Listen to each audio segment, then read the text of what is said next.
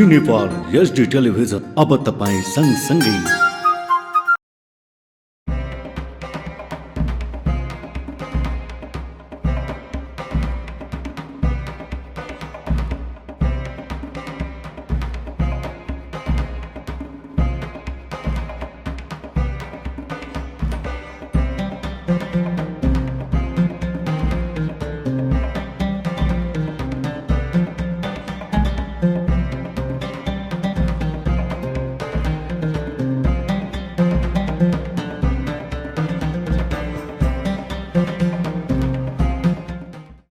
बिस्मिल्लाहिर्रहमानिर्रहीम।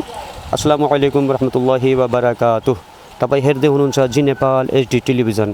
दर्शकबिन, म प्रस्तुता मोहम्मद जियाउल्लाह खलवाई उपस्थित भएको छु प्रोग्राम पैगामे मुस्लिम लिएर। दर्शकबिन, पैगामे मुस्लिम समुदायको धर्म, सांस्कृतिक र आजको सामाजिक वातावरणलाई एकत्रित गरी बनाएको प्रोग्राम पैगामे मुस्लिम। दर्शकबिन, यस प्रोग्रामलाई तपाईँले साताको शुक्रबार 4:30 बजे र पुनः प्रसारण 5:30 बजे जी नेपाल एचडी टेलिभिजनमा हेर्न सक्नुहुन्छ।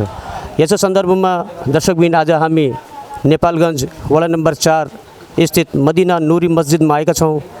दर्शकबिन, आज यहाँको हामीलाई जानकारी प्राप्त अनुसार बरेली शरीफ, छिमेकी राष्ट्र भारतको बरेली शरीफबाट मौलाना साहबहरू यहाँ उपस्थित भई आफ्नै हातबाट राहत वितरण गर्ने कार्यक्रम रहेकोले हामी यही सन्दर्भमा मदिना नुरी मस्जिदमा उपस्थित भएका छौँ र यो कार्यक्रम उलमा काउन्सिल नेपाल मातहत उहाँहरूले गर्नुभएको हो। र दर्शकबिन, अहिले तमाम दृश्यहरू तपाईँहरू समक्ष हामी देखाउनेछौँ र आउनुहोस्, हामीसँग हुनुहुन्छ मर्कजे अहले सुन्नत खानकाहे आला हजरतका अल्लामा मौलाना मुफ्ती सलीम नुरी साहबसँग केही कुराकानी गर्न गइरहेका छौँ। भाषाको हिसाबले उहाँलाई सायद नेपाली नआए पनि भाषाको हिन्दी अथवा उर्दू जुन हिसाबले उहाँले हामीसँग भन्न चाहनुहुन्छ त्यही हिसाबले। अस्सलामु अलैकुम रहमतुल्लाहि व बरकातुहू। अस्सलाम रहमतुल्लाहि ताला व बरकातुहू। जी, खैरियत से है? अल्लाह का शुक्र। जी, आज ही तशरीफ़ लाए आप लोग? कल आ गए थे हम लोग 6 बजे शाम तक। जी, आप लोग खानकाहे आला हजरत से? जी जी जी, खानकाहे आला हजरत मरकज़ अहले सुन्नत बरेली शरीफ से। जो ये राहत वितरण का जो कार्यक्रम आप लोगों ने नेपालगंज को चुना, तो कैसे आप लोगों के दिल में ये ख्वाहिश आई कि चलिए नेपालगंज चलें? नेपालगंज में इसका ज़रूरत है, लोग परेशान हैं लॉकडाउन से या कोविड से, तो इस हवाले से कुछ। सिर्फ नेपालगंज को नहीं चुना, केवल नेपालगंज हमारे उसमें लिस्ट में नहीं है, बल्कि नेपालगंज से तो हमने शुरुआत की है, इसका शुभारंभ किया है। नेपालगंज के बाद कल हमारा जो कार्यक्रम है राहत सामग्री वितरण कार्यक्रम, वो कृष्णा नगर डिस्ट्रिक्ट कपिलवस्तु और शाम को वहाँ पर चनरौटा डिस्ट्रिक्ट कपिलवस्तु। फिर हमारा 18 का जो कार्यक्रम है वो तौलहवा डिस्ट्रिक्ट कपिलवस्तु। तो यहाँ से शुभारंभ करने का जो उद्देश्य है उसको मैंने अपने स्पीच में भी बताया कि चूँकि आला हज़रत से इसका बहुत गहरा संबंध रहा है नेपालगंज का, और ख़ासकर ये नूरी मस्जिद का, कि आला हज़रत के बेटे के नाम पर ये नूरी मस्जिद है, इस वजह से यहाँ से ये वितरण कार्यक्रम शुरू किया गया। ये माशाल्लाह बड़ा काबिल तारीफ़ ये प्रोग्राम है।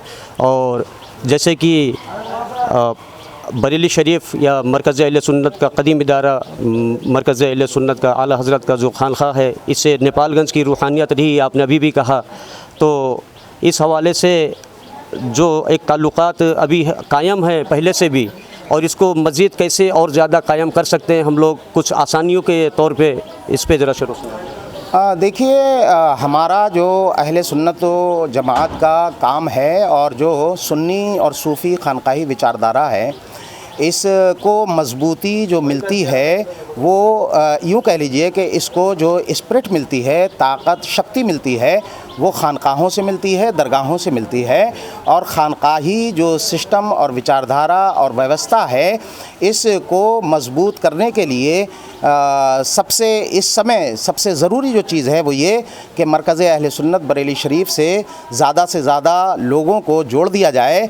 चूँकि मरकज़ अहले सुन्नत बरेली शरीफ ही वो एक ऐसा केंद्र है मुसलमानों का कि जिसने आला हज़रत के पीरियड से ये कोशिश की है, निरंतर ये कोशिश कर रहा रहा है वो मरकज़ कि दुनिया में शांति व्यवस्था की स्थापना की जाए और शांति को कायम किया जाए। इस वजह से हमारा ये मकसद है कि नेपालगंज हो या नेपाल के दीगर दूसरे एरियाज़ हों, सब में ऐसे लोग रहे हैं हर दौर में कि जिनका भारत के इस शहर, रूहानी शहर जिसको बरेली शरीफ कहते हैं, इससे बहुत मजबूत और अटूट संबंध रहा है। इस संबंध को और जो है वो हमें अटूट बनाना है ताकि इनके रिश्ते मजबूत हों और इनको रूहानियत मिले और अमन व शांति के साथ ये खुद भी रहें और दूसरों को भी प्रेरित करें कि अमन व शांति के साथ हमें रहना है। यही सूफ़ी विचारधारा का संदेश है, यही दरगाह आला हज़रत का संदेश है। जैसा कि अभी 2-4-5 दिन ही बाकी है, कमोबेश आने वाले बुध को ईद उल अज़हा बकरा ईद मनाई जाएगी और ये जो कोविड का अभी भी नेपालगंज में लॉकडाउन का ही सिचुएशन है। आपके यहाँ भी हिंदुस्तान में भी तमाम वो है और तमाम थर्ड स्टेज का भी हो रहा है। तो इस हवाले से ये नेपालगंज का आवाम और तमाम नेपाल के दिगर जैसे कृष्णा नगर आप जाएंगे कहाँ पर, तो इसमें ईद उल अज़हा का नमाज़ पढ़ना, कुर्बानी वगैरह करना और तमाम जो करने वाले काम है, इसको किस तरीके से आसानियों के साथ आपका क्या मशवरा है, इसमें कैसे किया जाए? कोविड-19 की जो गाइडलाइन है उसका पालन करते हुए जहाँ जैसी व्यवस्था हो वैसे काम करना चाहिए और हमें सबको मिलजुल करके कोरोना से लड़ना है, इसको हराना है, कोविड-19 को जो है परास्त करना है। कोरोना का परास्त करने के लिए हमारे लिए ज़रूरी है कि हम कोविड-19 की जो गाइडलाइंस हर देश ने जारी की है उसको जो है फॉलो करें और उस पर अमल करें। जी बहुत शुक्रिया।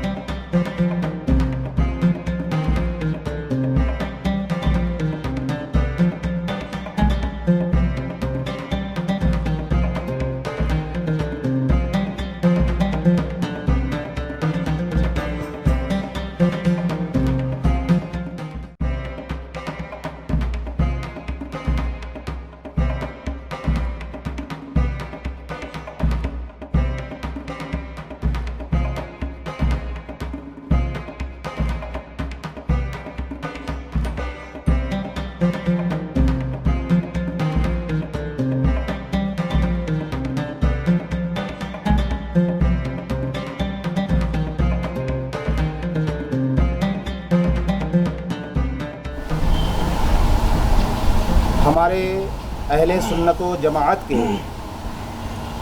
जो अफराद यहाँ पर मौजूद हैं, तलबा हैं, छात्र हैं, महिलाएं हैं, औरतें हैं, अस्सलामु अलैकुम व रहमतुल्लाहि ताला व बरकातुहू।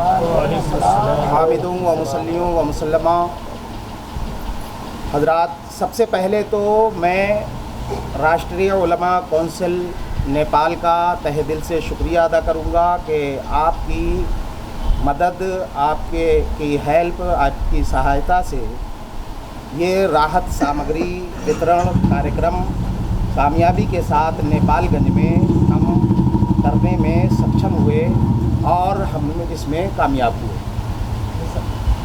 आपको मैं बता दूं सबसे पहले तो ये कि हमारा ताल्लुक़ अहले सुन्नत व जमाअत से है। हदीस पाक में जिसकी निशानी और जिसको माना अलैहि व अस्हाबी का प्रतीक और निशान कहा गया है, ये निशानी है हमारी। उसके बाद आहिस्ता आहिस्ता जैसे जैसे ये पीरियड और ये ज़माना गुज़रता गया, वैसे वैसे इसके नाम भी बदलते गए।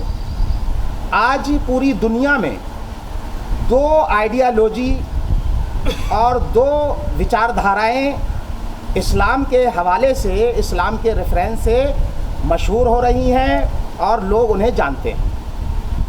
पहली विचारधारा जो माना अलैहि व अस्हाबी की तर्जमानी करती है और उसका संदेश देती है, वो है सुन्नी सूफ़ी खानकाही विचारधारा। ये निज़ाम है, ये जो है वो नज़रिया है। दूसरा नज़रिया और दूसरी आइडियालॉजी और दूसरी विचारधारा जो है, जो जिससे पूरी दुनिया इस समय पीड़ित है, वो है वहाबी विचारधारा, वो है वहाबी आइडियालॉजी, कि जिसकी वजह से आज पूरी दुनिया जो है वो पीड़ित है। ये दो विचारधाराएं ये वो हैं, ये दरिया के इस्लामी दरिया के दो ऐसे पार्ट हैं कि जिसमें एक तो ओरिजिनल पार्ट है और दूसरा जो है वो इसका मुखौटा है। और ये दो पार्ट जैसे दरिया के आपस में नहीं मिल सकते, इसी तरीके से सुन्नी सूफ़ी मुसलमान कभी भी वहाबी विचारधारा को ना तो फॉलो कर सकते हैं और ना ही वहाबी विचारधारा को ये एक्सेप्ट कर सकते हैं। तो हमारा जो खानकाही सिस्टम है, खानकाही विचारधारा है और खानकाही व्यवस्था है, इसकी जो बुनियाद है वो मानवता पर रखी गई है कि मानवता को बढ़ावा दिया जाए। हमारे जो सूफिया किराम हैं, बुज़ुर्ग हैं, खानकाहों से संबंधित जो औलिया किराम हैं, जिनके मज़ारात बने हुए हैं, जिन मज़ारात पर हम जाते हैं, ये वो लोग हैं कि जिन्होंने अपनी सूफ़ी विचारधारा के प्रचार प्रसार के साथ साथ मानवता के उत्थान के लिए इन्होंने प्रयास भी किए, उसकी कोशिश भी की और ऐसे प्रयास किए कि आज पूरी दुनिया ये मानने को मजबूर है कि अगर दुनिया के अंदर इंकलाब लाया जा सकता है, दुनिया के अंदर अमन और शांति की व्यवस्था स्थापित की जा सकती है, तो वो सूफ़ी विचारधारा के द्वारा की जा सकती है और सूफ़ी विचारधारा के ज़रिए से ये अमन और शांति का पैगाम दुनिया में ले जाया जा सकता है। अब इस खानकाही निज़ाम, खानकाही विचारधारा, इसको अपने ज़माने में सबसे मजबूत अंदाज में जिसने इसका प्रचार किया, प्रसार किया और इसको मजबूत किया और इसको उत्थान की शिखर तक, तरक्की के शिखर तक ले जाने का काम किया, वो मुजद्दिद दीन व मिल्लत सय्यदी सरकार आला हज़रत रज़ी अल्लाह ताला अन्हो की ज़ात है, उनकी शख्सियत है, जिनका जन्म बरेली शरीफ में हुआ। इन्होंने इस सूफ़ी सुन्नी विचारधारा को अपनी किताबों के ज़रिए, अपनी पुस्तकों के ज़रिए, अपने फतवों के द्वारा और अपनी तहरीक के ज़रिए से इसको मजबूती जो है वो फराहम की। अब आइए नेपाल के सिलसिले में हम बात करते हैं। तो नेपाल का संबंध हमारे मरकज़ अहले सुन्नत, जो सुन्नियों का केंद्र कहलाता है बरेली शरीफ आला हज़रत की वजह से, इस केंद्र से बहुत ही पुराना है। इतना पुराना है कि आला हज़रत जो फतवा देते हैं और उनके फतवों की जो पुस्तक है, किताब है फतावा रज़विया, उसमें कई फतवे, कई क्वेश्चन और कई जो है वो प्रश्न वो हैं कि जो नेपाल से लोगों ने भेजे थे, तो जो हमें ये बताते हैं कि बरेली शरीफ जो उत्तर प्रदेश हिंदुस्तान का एक अजीम रूहानी शहर है, जो पूरी दुनिया में सुन्नियत का केंद्र कहलाता है, इससे नेपाली मुसलमानों का अटूट रिश्ता रहा है। ऐसा अटूट रिश्ता रहा है कि जिसको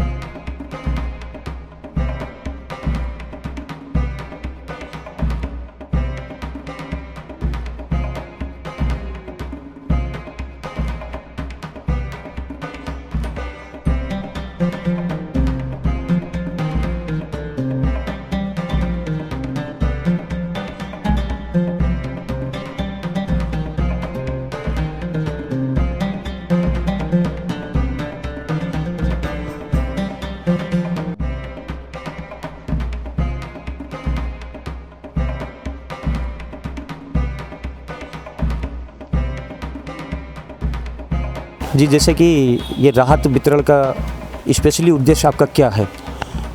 राहत वितरण अगरचे बहुत छोटे संख्या में हम लोग लेके आए हैं, लेकिन इससे एक संदेश देना था कि जो हमारा वो हमारी जो खानकाही व्यवस्था है वो है मानवता की सेवा करना। तो इस व्यवस्था का प्रचार और प्रसार हो जाए और लोगों को ये प्रेरणा मिले कि जब हमारे केंद्र ने, हम जिसको मानते हैं रूहानी अपना मरकज़ मानते हैं, वहाँ से ये वितरण किया जा रहा है, तो उनको प्रेरित किया जाए कि वो अपने अपने एरियाज़ में भी राहत पैकेज का वितरण करें और कार्यक्रम आयोजित करें। आप लोगों ने अभी कितने लोगों का यहाँ दिया है और नेपाल में कितने लोगों का टारगेट आपने रखा है राहत के? नेपालगंज में हमने 100 पैकेट बनाए थे, तो उन 100 पैकेटों में से 80 का यहाँ से वितरण किया गया है और 20 का ईदगाह रोड से किया गया है। तो 100 यहाँ से हैं और उसके बाद जो है वो चनरौटा है, कृष्णा नगर है और तौलेवा है, तो सब में 100-100 का है ये। जैसे आपको यहाँ पर राहत वितरण देना चाहिए, गरीबी रेखा ज़्यादा है, ऐसे मतलब आपको प्रोत्साहन करने का जो बात हुआ, किसने आपको बताया कि नेपालगंज में काफ़ी ऐसा वो है? देखिए, हम लोग मार्च में यहाँ आए थे और 11 दिन की हमने विज़िट की थी, जिसमें नेपालगंज, बर्दिया और नेपाल के बहुत से एरियाज़ में हम लोग गए थे। लुम्बिनी प्रदेश के कई डिस्ट्रिक्टों में हमारा जाना हुआ था। तो ये यहाँ से तो हमने शुरुआत की है। आइंदा भविष्य में और भी हमारे प्लान हैं और मकसद सबका उद्देश्य यही है कि बरेली शरीफ से सबको मजबूती के साथ बांध दिया जाए और मजबूती के साथ उनका रिश्ता वहाँ से जोड़ दिया जाए। जैसे कि लगातार अब ये लॉकडाउन कमोबेश 1 साल होने लगा, पिछले साल भी उर्स रज़वी का जो वो था वो तो आप जानते ही हैं, इस साल भी नहीं हुआ। अब नेपालगंज से कमोबेश काफ़ी लोग उर्स रज़वी में जाते हैं और इसमें और मज़ीद बेहतरी की तरफ आपकी क्या रहनुमाई होगी? देखिए, मैंने पहले भी बताया था कि कोविड-19 की गाइडलाइन अगर हमें ये इजाज़त देती है कि हम उर्स रज़वी हो या और भी उर्स हों, चूँकि नेपाल के मुसलमान जो है उर्सों के, खानकाहों के, दरगाहों के मानने वाले सुन्नी सूफ़ी समुदाय से इनका संबंध है। ज़्यादातर लोगों का 19% जो है वो सुन्नी विचारधारा के लोग हैं, तो जाते ही रहते हैं। तो उनको हमारा यही संदेश है कि अगर कोविड-19 की गाइडलाइन आपको इजाज़त देती है और आपको इस सिलसिले में कोई भी आसानी मिलती है तो आप आइए, और वरना यहीं पर जो है वो कीजिए और जो आने जाने का खर्च है उस खर्च को आप गरीबों में बांट दीजिए। यही आला हज़रत के उर्स में आपकी बेहतर शिरकत होगी। माशाल्लाह, बहुत बहुत शुक्रिया आपका, और नेपालगंज में आपका खैर मकदम भी करते हैं और बहुत शुक्रिया। और आगे का जितना भी रास्ता आपका नेपाल में हो, आसानी हो, अल्लाह ताला आपको आसान करे। इस मकसद को भी अल्लाह ताला कबूल फरमावे। और यहाँ के उलमा अहले सुन्नत के जो ब्रांचेज़ हैं, उलमा काउंसिल नेपाल, उनके मातहत जो ये बांटा गया है, उनको भी अल्लाह ताला और काम करने की तौफीक अता फरमाए। अभी इसके बाद हम कोशिश करेंगे, उलमा काउंसिल के तमाम पदाधिकारी यहाँ पे मौजूद हैं, उनसे भी बात करने की कोशिश करेंगे। दर्शकबिन, अब हामीसँग हुनुहुन्छ उलमा काउंसिल नेपाल का लुम्बिनी प्रदेश का अध्यक्ष हजरत अल्लामा मौलाना मुफ्ती कैफुल वरा मिसबाही साहब हामी केही उहाँसँग कुराकानी गर्न गइरहेका छौँ। मुफ्ती साहब हजुरलाई स्वागत छ।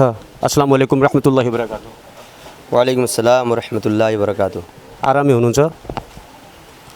अल्हम्दुलिल्लाह सबै राम्रो छ। कार्यक्रममा यो जुन कार्यक्रम राहत वितरणको तपाईँहरूले गर्नुभयो यसमा कति जतिको तपाईँको सहभागिता पाउनुभयो र कतिको तपाईँको टार्गेट थियो, कति तपाईँले गर्नुभयो? यसमा लगभग 100 जनाको टार्गेट हाम्रो थियो र उनीहरू यहाँ उपस्थित थिए। जो उपस्थित थिएन उहाँको भाग हामीहरूले राखेका छन्, उनीहरूलाई पनि वितरण गर्नेछन्। अहिले यो कहाँबाट यस्तो प्रोत्साहन तपाईँले पाउनुभयो कि यही राहत वितरण गर्नुपर्छ, यो कोभिडको महामारीमा गरिबी रेखा मुनि हाम्रो यहाँका जनताहरूलाई दिनुपर्छ भनेर कहाँबाट तपाईँहरूलाई प्रोत्साहन तपाईँहरूले पाउनु? यो प्रोत्साहन त मानवताका एउटा सन्देश हो।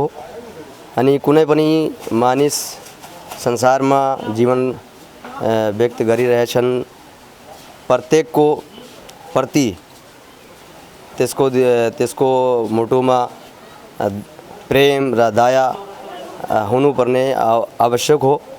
यो हाम्रो सबैभन्दा प्यारो हाम्रो केन्द्र बरेली शरीफबाट हजरत मौलाना सुभान रजा सुभानी मियाँ साहब उहाँले आफ्नो टिम पठाएर नेपालमा गरिब जनताहरूलाई जुन जनता कोभिडबाट पीडित छन् उनीको सहायताको लागि राहत सामग्री बाँड्नको लागि उहाँले पठाएका छन्। तो यो सन्देश हाम्रो मरकज बरेली शरीफले दिएको छ कि जहाँ कहीँ पनि मुसलमानहरू बस्छन् र बसोबास गर्छन्, उनको यो उद्देश्य हो कि आफ्नो देशको उन्नति, आफ्नो समाजको विकासको लागि कार्य गर्ने। त्यसैको कारण आज हामीहरूले मिलेर यहाँ गरिब जनताहरूमा राहत सामग्री वितरण गरेका छन्। यो हजुरले जुन मौलानाहरूलाई एकत्रित गरेर पुरा नेपालले भरिको मौलानाहरूलाई एकत्रित गरेर जुन ओल्मा काउन्सिल गठन गर्नुभएको छ, त्यो ओल्मा काउन्सिल अहिले लुम्बिनी प्रदेशतिर पनि तपाईँहरूको छ, त्यसको तपाईँहरूको पदाधिकारी पनि अहिले हुनुहुन्थ्यो। खास यो काउन्सिलको उद्देश्य के हो?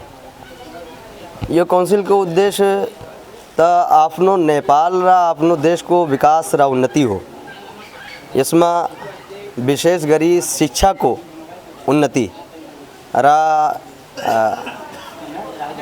त्यस पनि विशेष गरी आफ्नो मुस्लिम समुदायको शिक्षाको उन्नति, किनभने हाम्रो समुदायमा अशिक्षित धेरै व्यक्तिहरू छन्, उनको शिक्षाको लागि त्यसै गरी गरिब पनि छन्, उनीको विकासको लागि यो राष्ट्रिय ओल्मा काउन्सिलको उद्देश्य यो हो कि तिनीहरूको विकासको लागि कार्य गर्ने र यसैबाट हाम्रो नेपालको पनि विकास हुन्छ, नेपालको पनि तरक्की हुन्छ, नेपालको पनि उन्नति हुन्छ। तो यो राष्ट्रिय ओल्मा काउन्सिलको उद्देश्यमा सम्पूर्ण नेपालमा पुगाउने छौँ। इन्शाअल्लाह हामी सबैहरू मिलेर ओल्माहरू मिलेर र राष्ट्रिय ओल्मा काउन्सिल को अध्यक्ष र उपाध्यक्ष यसै गरी नेपालमा बसोबास गर्ने त सबै ओल्माहरू मिलेर इन्शाअल्लाह नेपालको विकासको लागि, नेपालको उन्नतिको लागि कार्य गर्नेछन्। इन्शाअल्लाह हामीहरू कुनै पनि समस्या आउँदामा हाम्रो नेपालको जनताको लागि जस्तै आज हामीहरूले मिलेर राहत सामग्री वितरण गरेका छन्, यसै गरी कुनै पनि समस्या आउनेमा हामीहरू ओल्माहरू मिलेर र आफ्नो मरकज र केन्द्र बरेली शरीफबाट पनि हामी राहत ल्याएर इन्शाअल्लाह आफ्नो जनताहरूको मद्दत गर्नेछन्। जुन हजुरसँग अहिले पाहुनाहरू आउनुभयो थियो बरेली शरीफबाट, यहाँहरूलाई खास तपाईँहरूले बोलाउनुको मकसद र कसरी तपाईँहरूले उहाँहरूलाई कन्ट्याक्ट गर्नुभयो, उहाँहरूलाई भन्नुभयो कि यहाँ गरिबी रेखा यस्तो छ, अनि उहाँहरूलाई बोलाएर त्यसको बारेमा अलिकता केही भनिदिनु न। वहाँको सज्जादा नशीन मौलाना सुभान रजा सुभानी मियाँ उनको मनमा विचार आफै विचार आयो किने संपूर्ण संसारमा कोभिडबाट सबैहरू पीडित छन्। तर नेपाल एउटा धेरै गरिब मुल्क हो, त्यहाँको जनता पनि धेरै गरिब हुनुहुन्छ।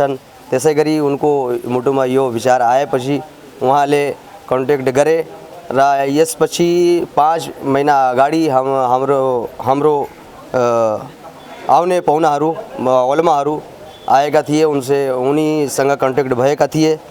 तर अहिले पनि उहाँले कन्ट्याक्ट गरे र आएर उनीहरूले हामीहरूलाई यो सन्देश दिए कि आज पनि हाम्रो केन्द्र बरेली शरीफमा हामीहरूलाई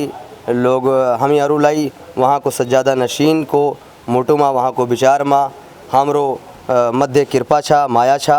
त्यसको लागि हामीहरूले उनीहरूलाई शुक्रिया र उनीहरूको धन्यवाद गर्छन्। कार्यक्रमको अन्त्यतिर हामी आइसकेका छौँ दर्शकबिनहरू र अन्तिममा मुफ्ती साहब जस्तो नेपालगञ्ज पेरिफेरी र अब लुम्बिनी प्रदेशको तपाईँ उपाध्यक्ष हुनुहुन्छ। अब आउँदै गर्दाको बकरा ईद उल अजहा जुन छ त्यो ईद उल अजहाको नमाजदेखि लिएर कुर्बानी र समग्रमा गर्ने कार्यक्रमहरू यो लकडाउनको अवस्था कोभिडको अवस्थामा तपाईँले के सन्देश दिन चाहनुहुन्छ?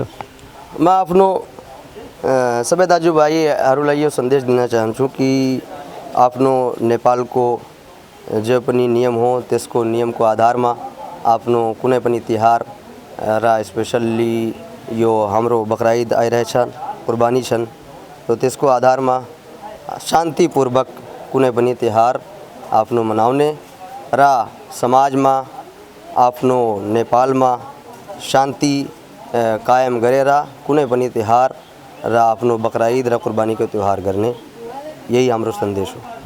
हजुरलाई धेरै धेरै धन्यवाद।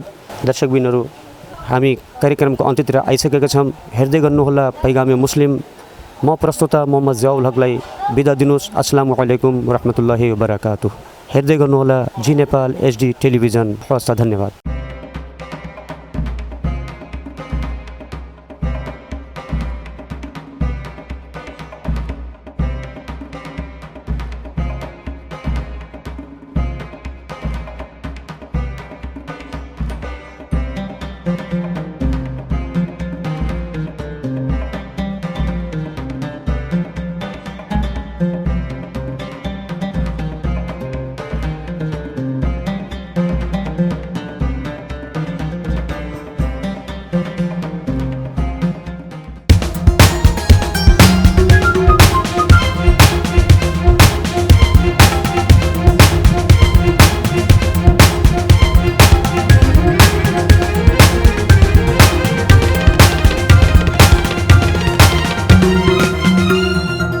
जी नेपाल HD टेलिभिजन अब तपाईं सँगसँगै